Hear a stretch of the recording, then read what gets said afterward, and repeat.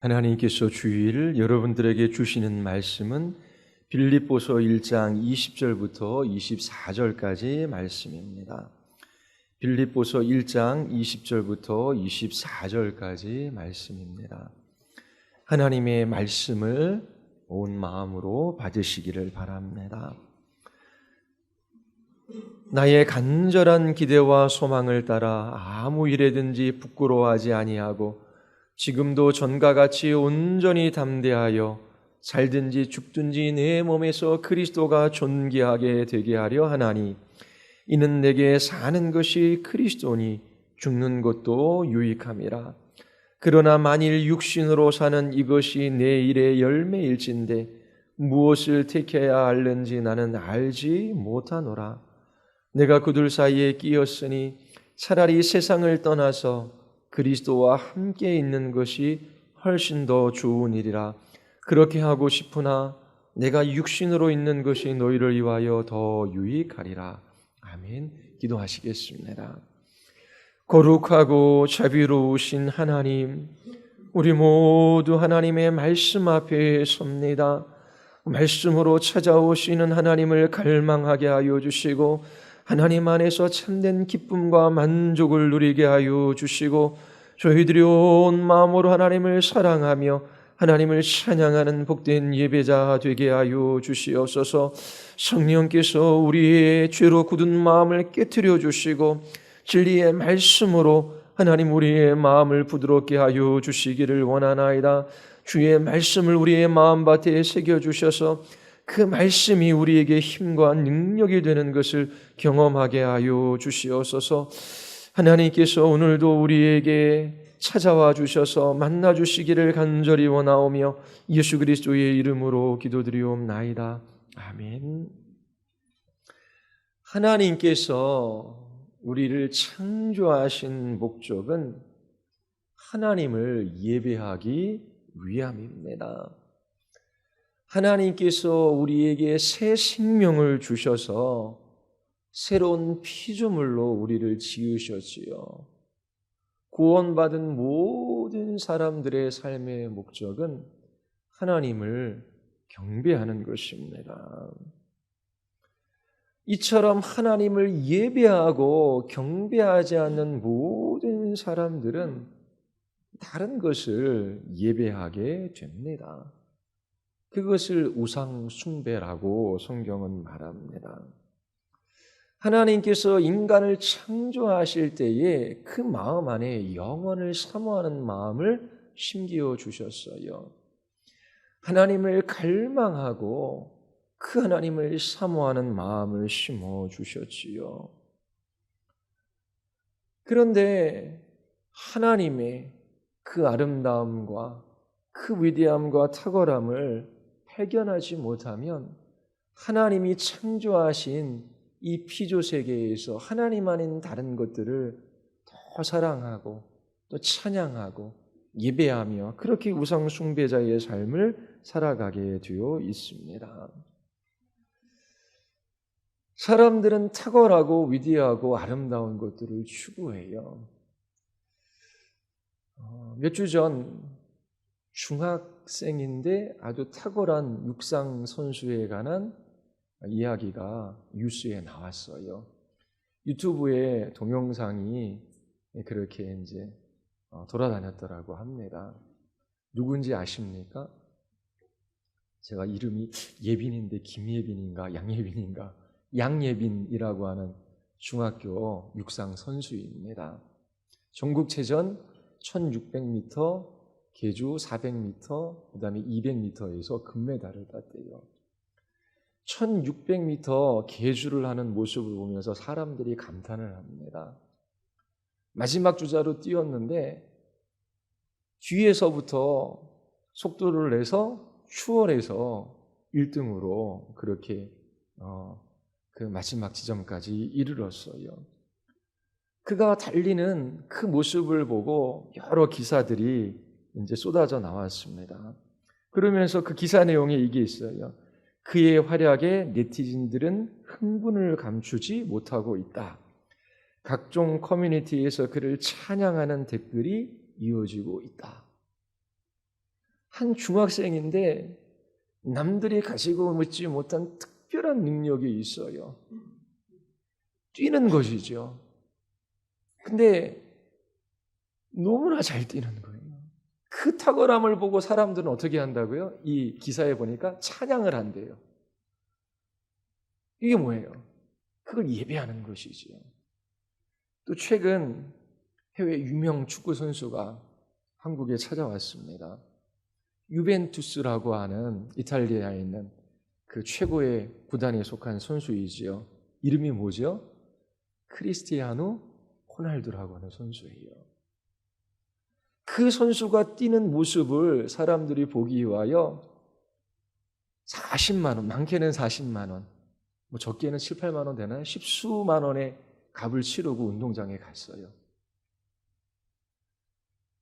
그 경기를 관람하는데 호날두가 45분 이상 뛰겠다라고 계약 조건이 있었다라고 합니다. 사람들이 그 축구 경기를 관람하는 목적은 거기에서 세계적인 선수가 뛰는 그 탁월한 모습을 보기 위함이지요.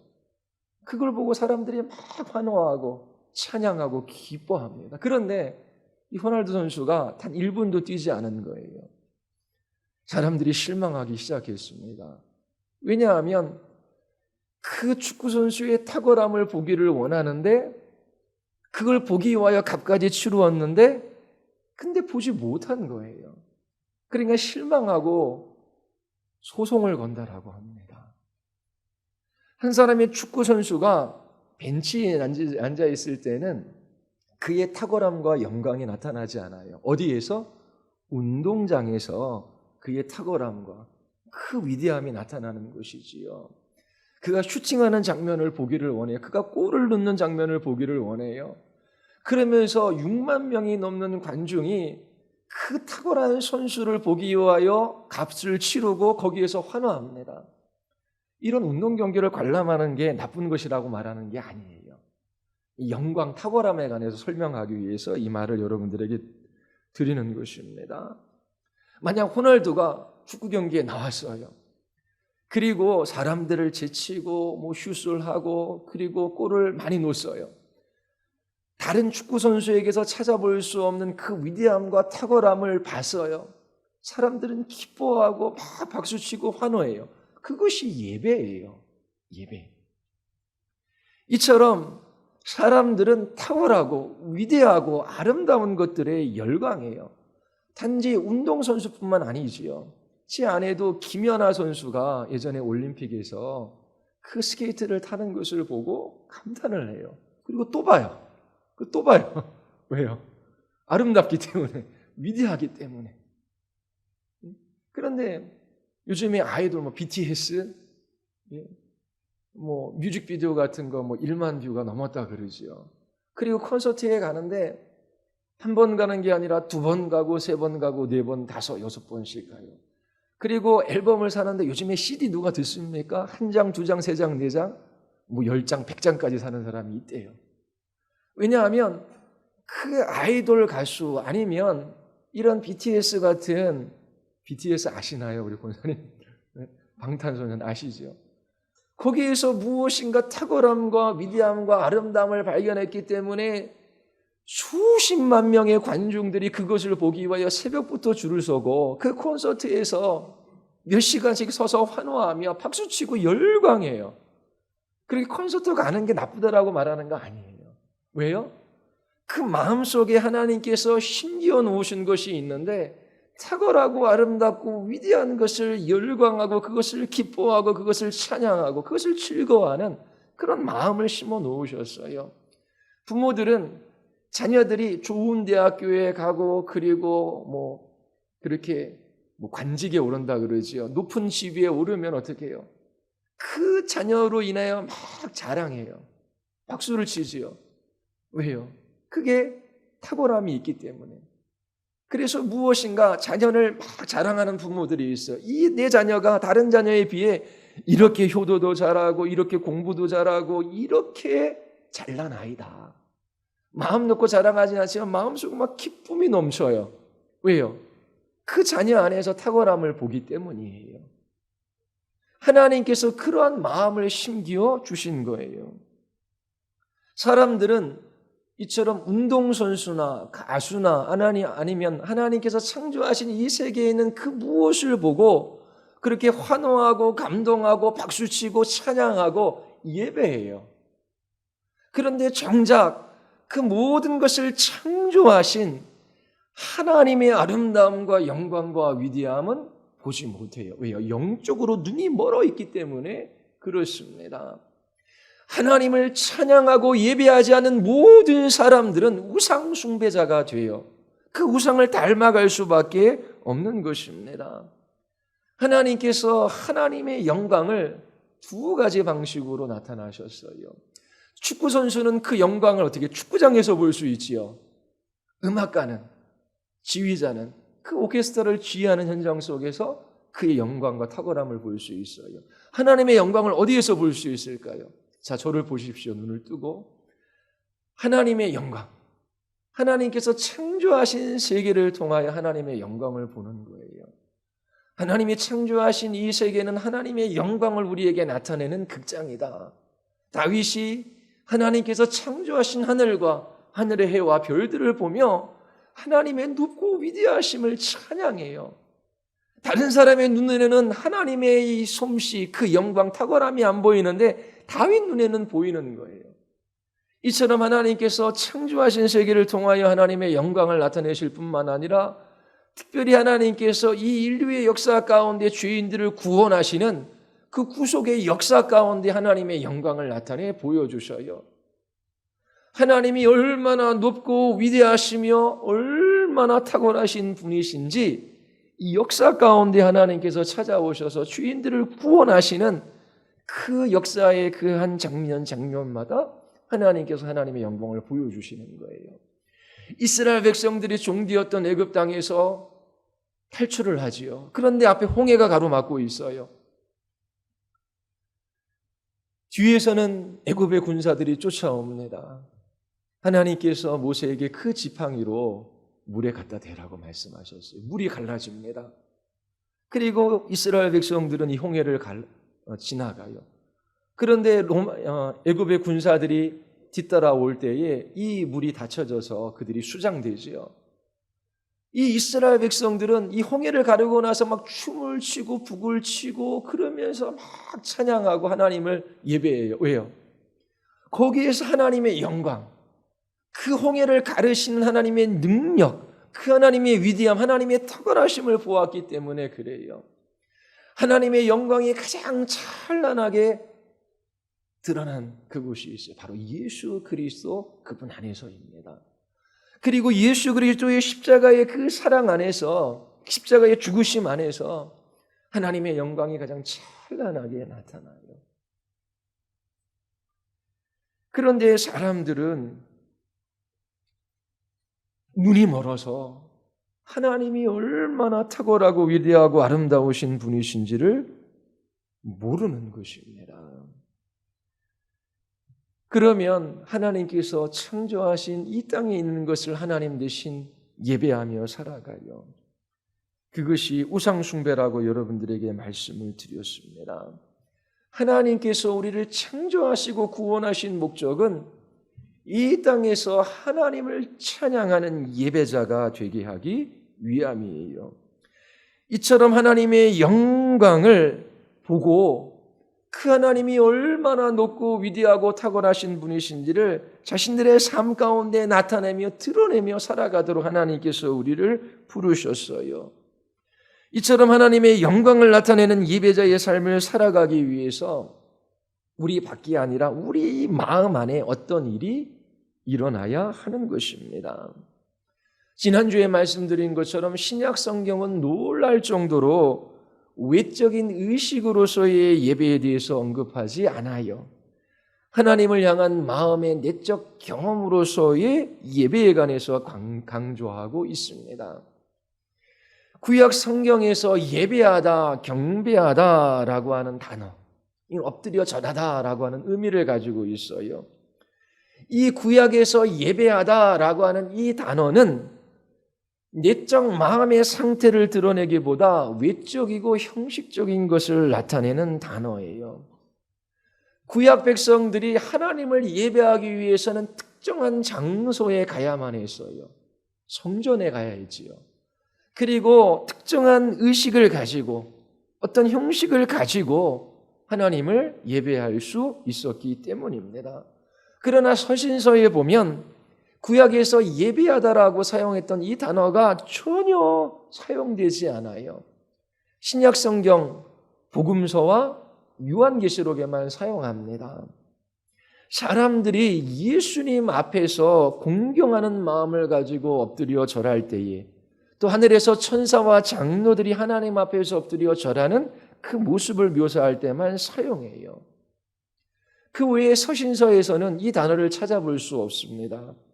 왜 구약에서 예배하다라고 하는 이 단어를 서신서에서는 전혀 사용하지 않을까요?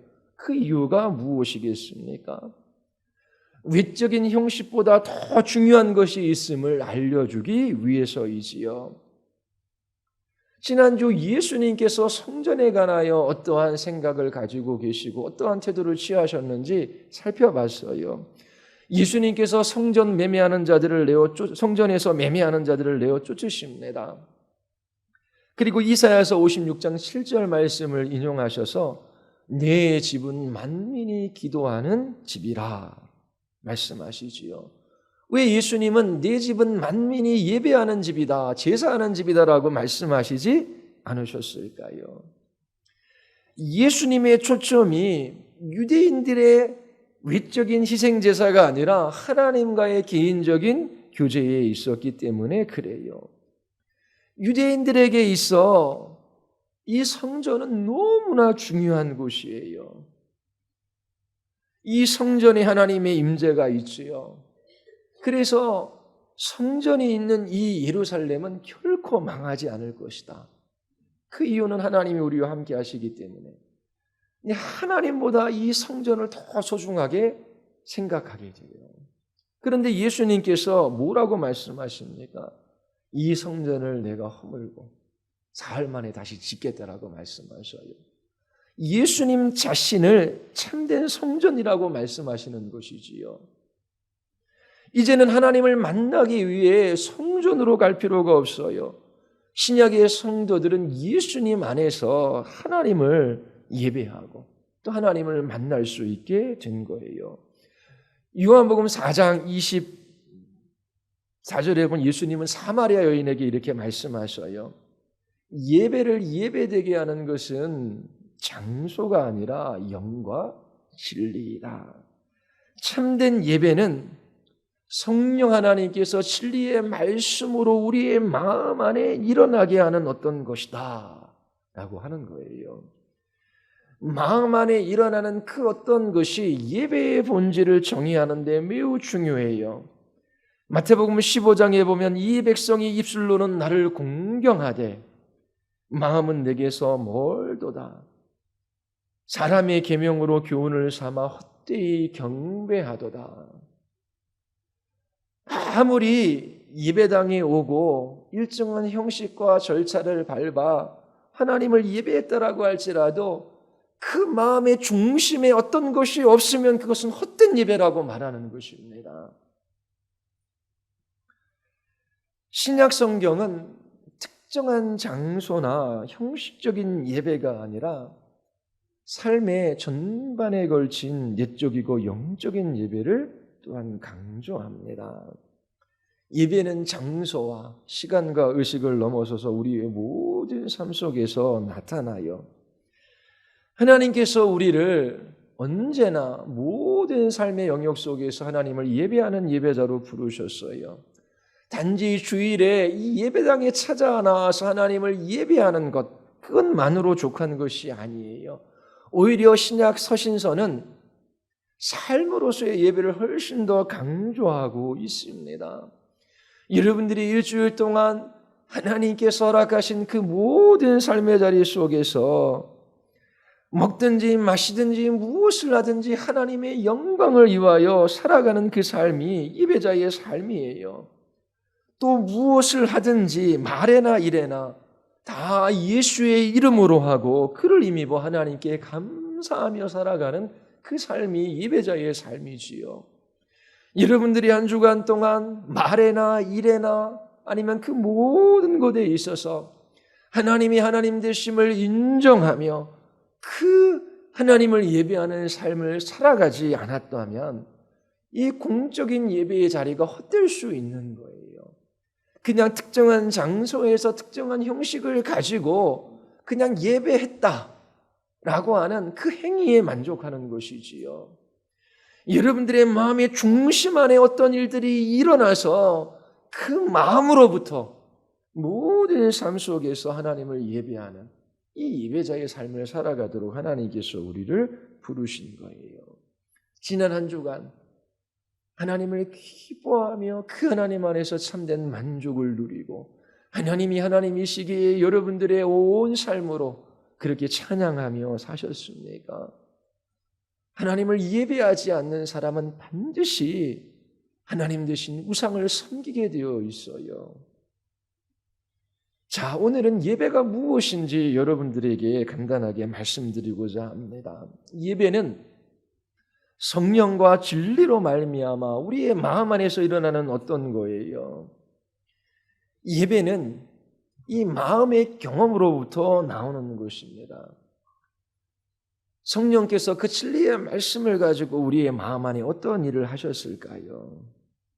결론부터 이야기하자면 예배는 우리 하나님이 얼마나 가치 있고 얼마나 소중하고 얼마나 귀하신 분이신지를 이 마음으로 경험하고 그 경험을 우리의 온 몸, 온 삶으로 표현하는 그러한 행위입니다.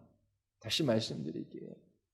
성령께서 그 진리의 말씀을 가지고 우리의 마음 안에 역사하실 때에 하나님께서 얼마나 소중하고 가치 있고 위대하고 탁월하고 아름다우신 분이신지를 우리의 내면으로 경험하고 그것을 우리의 몸, 우리의 온 삶으로 표현하고 나타내는 행위입니다. 자, 예배가 무엇인지를 가장 잘 보여주는 구절이 빌립보서 1장 20절과 21절이에요. 나의 간절한 기대와 소망을 따라 아무 일에든지 부끄러워하지 아니하고 지금도 전과 같이 온전히 담대하여 살든지 죽든지 내 몸에서 그리스도가 존귀하게 되게 하려 하나니. 여기서 핵심 키워드는 그리스도가 존귀하게 되는 거예요.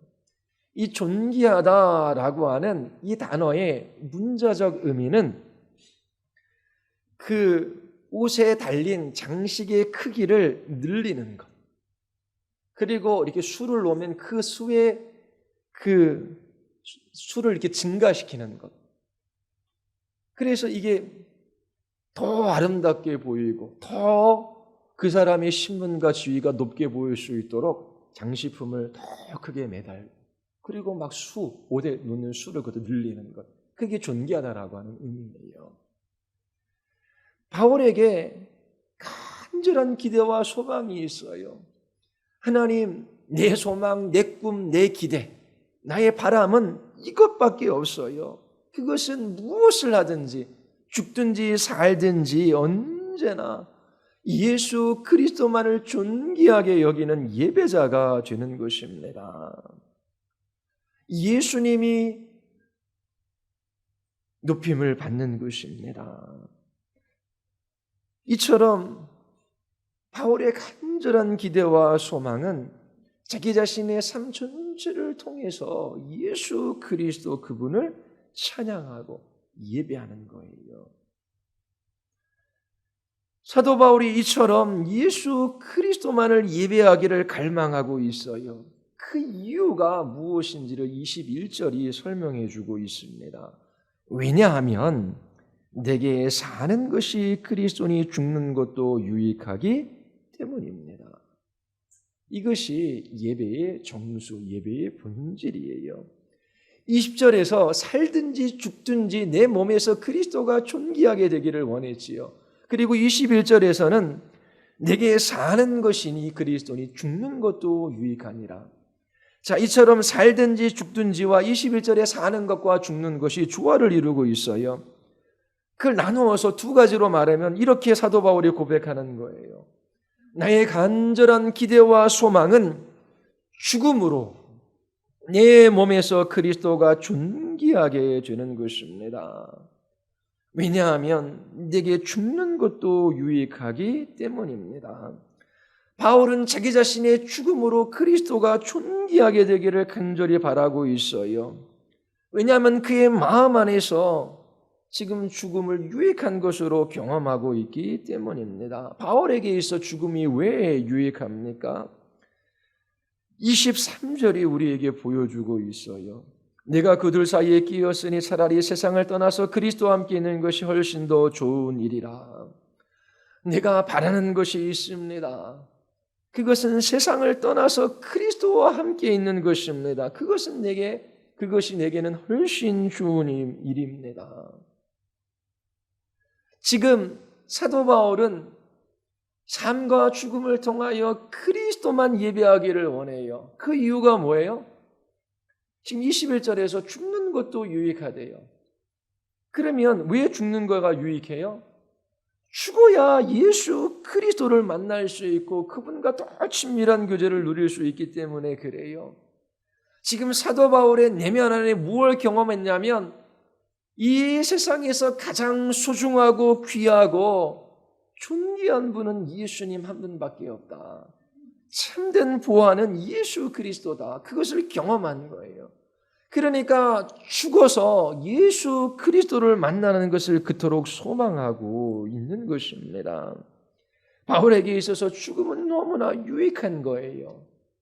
죄의 삭시 사망이죠. 죄로 말미암아 죽음이 찾아왔습니다. 이 죽음은 죄의 형벌이에요. 누구나 죽어요. 그러나 거듭난 그리스도인들은 죽어서 예수님을 만날 수 있기 때문에 이 죽음까지도 유익한 것이 되었어요. 죽지 않으면 그리스도를 만날 수 없습니다. 그래서 죽음은 바울에게나 예수님을 믿는 우리들에게나 유익한 거예요.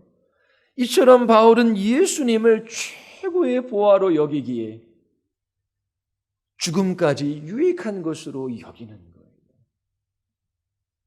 예배의 정수는 예수님을 자기 자신의 최고의 보화로 소중히 여기는 것입니다. 가족이나 학벌이나 돈이나 명성이나 음식이나 친구나 취미 그런 것들이 주는 유익이 있어요. 그러나 그 어떠한 것보다 예수님을 여러분들의 삶에서 더욱 유익한 것으로 여기는 것이 바로 예배의 본질입니다. 예수 그리스도를 맛본 사람, 예수 그리스도를 아는 사람만이 예배자가 될 수 있어요. 우리 찬송가 94장 불렀잖아요. 주 예수 그리스도보다 더 존귀하신 분이 없어요. 명예도 이 세상의 물질도 그 무엇도 그리스도와 비하면 비할 때가 안 돼요. 이 94장은 한두 사람의 찬양이 아니라 모든 구원받은 사람들이 이 찬양을 통해서 하나님을 예배했어요. 예수 그리스도가 얼마나 소중하고 존귀한 분이신지 그 마음속에 경험했기 때문입니다. 여러분의 인생에 있어 그 어떠한 것보다 그리스도를 소중하게 여기고 그분으로 인하여 만족하고 계십니까? 그러면 그 사람은 예배자예요. 나는 죽는 것도 좋습니다. 죽음이 나에게 유익하기 때문입니다.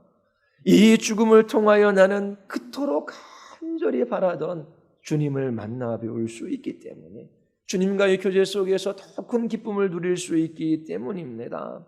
이와 같이 바울에게는 그리스도를 사모하는 마음, 사랑하는 마음이 있어요. 주님을 만나 배우는 것은 죽음을 통해서 가능하기 때문에 죽음도 유익한 것으로 여깁니다.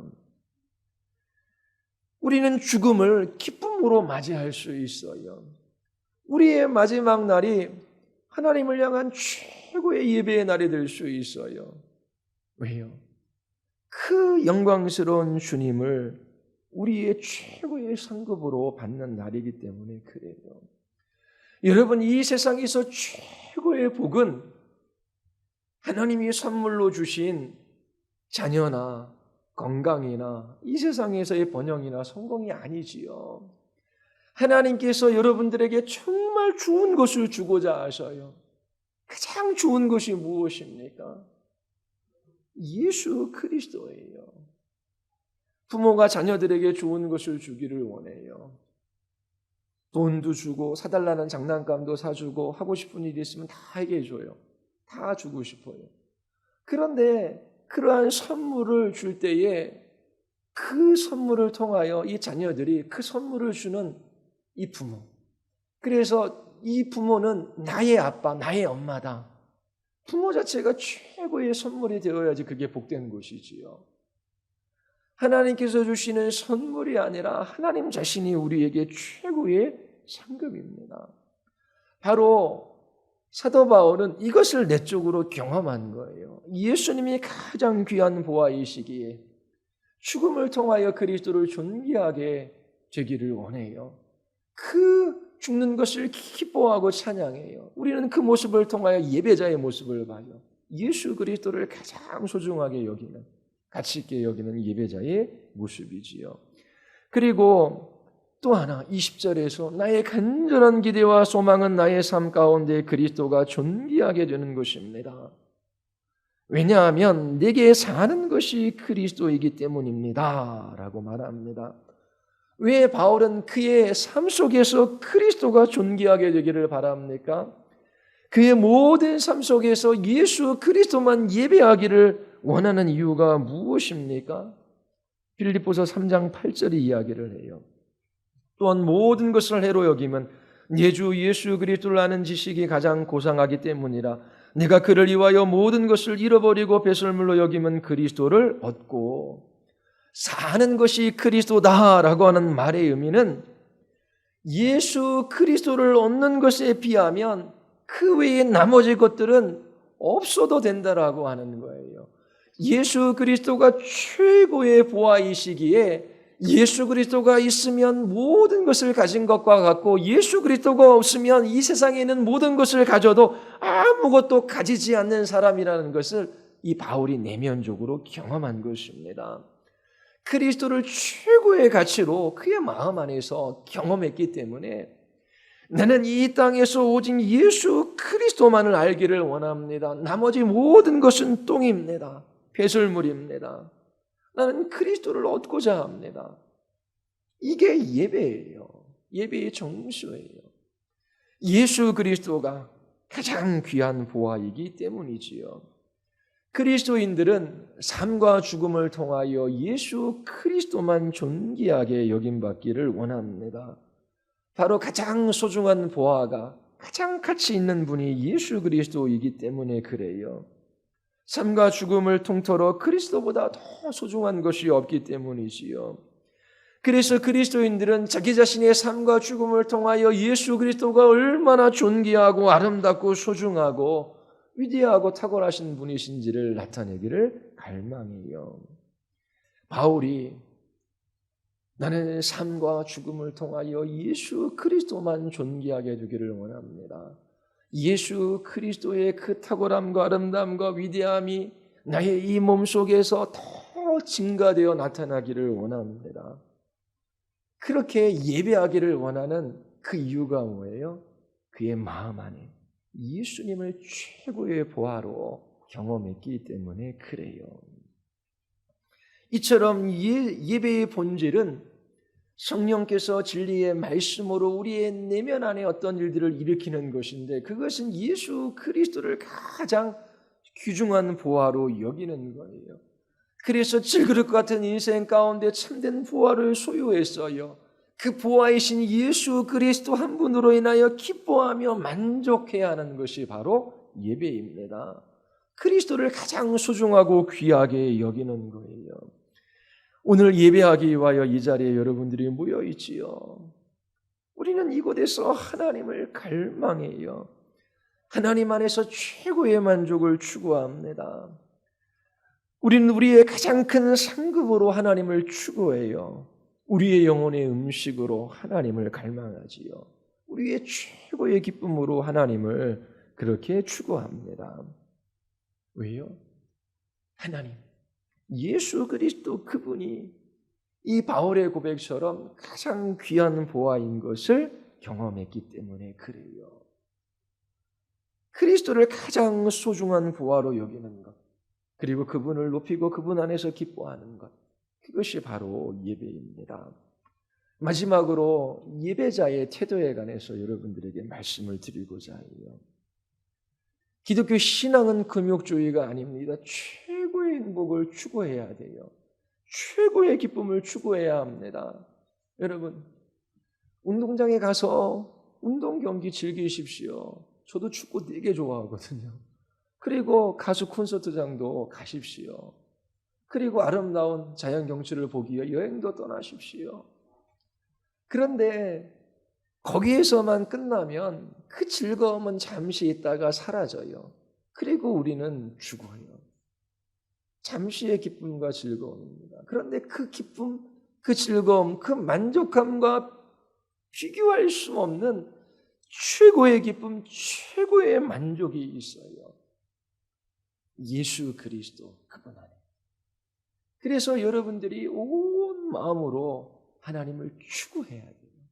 예수 그리스도를 알기 원해야 하는 그것이 예배자의 태도예요.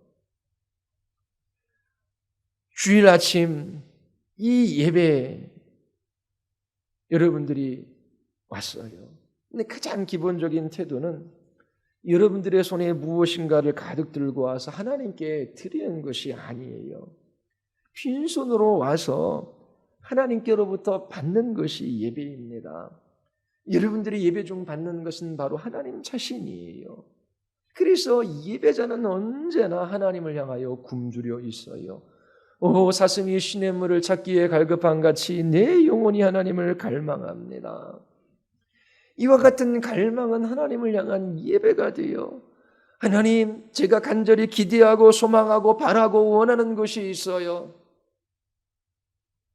왜요? 그것이 너무나 소중하기 때문에 그래요.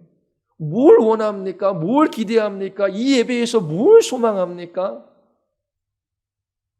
바로 하나님 한 분이에요. 예수 그리스도 그분입니다. 그러면 나의 그 마음 중심에서 내가 가장 갈망한 것, 원하는 것, 기대하는 것, 소망하는 것, 그게 이 세상에 있는 것이 아니라 예수 그리스도다. 그 갈망 자체가 하나님을 향한 예배가 되는 것입니다. 이처럼 우리가 하나님을 소유하지 못하면 굶주려 죽을 것 같을 때에 하나님께서 우리를 통해서 영광을 받으시는 거예요. 그래서 예배자의 기본적인 삶의 태도는 뭘 잔뜩 싸가져서 하나님 드리시고 이거 드시고 나에게 복 누려 주십시오. 다 우상 숭배자들이 하는 일이죠. 빈손으로 와서 하나님을 갈망하는 것입니다. 하나님이 아니면 저는 죽을 수밖에 없어요. 그 갈망을 통해 하나님께서 영광을 받으시는 것입니다.